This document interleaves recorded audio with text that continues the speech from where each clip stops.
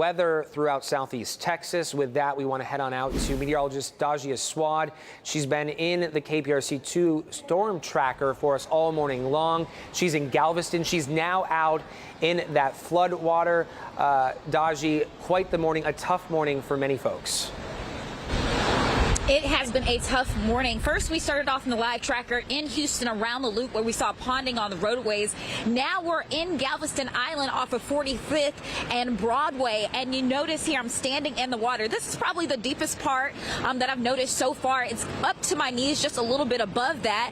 And this business behind me is where we have noticed some water also pushing in when cars drive by. Now, this is the intersection, once again, of 54th and Broadway. And that is where cars have been reduced to one lane at times throughout this morning, still making their way down Broadway there, taking their time. Gonna walk over to this business that is across the street. We've been yelling across the street at them. Oh, there's a step. That's the difficult part when we have this water flooded. You cannot see the curb.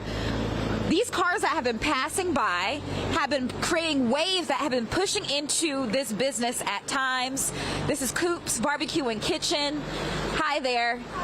How's your morning been? You want to step out? I don't want to get you too wet. How's the morning been? It's been a little wet. It happens a few times a year, and it comes with the territory being over here. They try to redo all of our streets. They're just not finished with it yet. So it's part of what happens right here. And do you hope that this will recede throughout the day so you can get some customers? It smells good in there.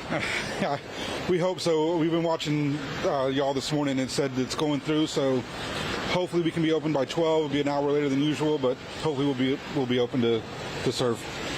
And did you live on the island? How long did it take you to get into work today? I live right there. Oh, you live right here, so you woke up and walked. We woke up right here. We had to wade through the water in the backyard to get here, but we made it.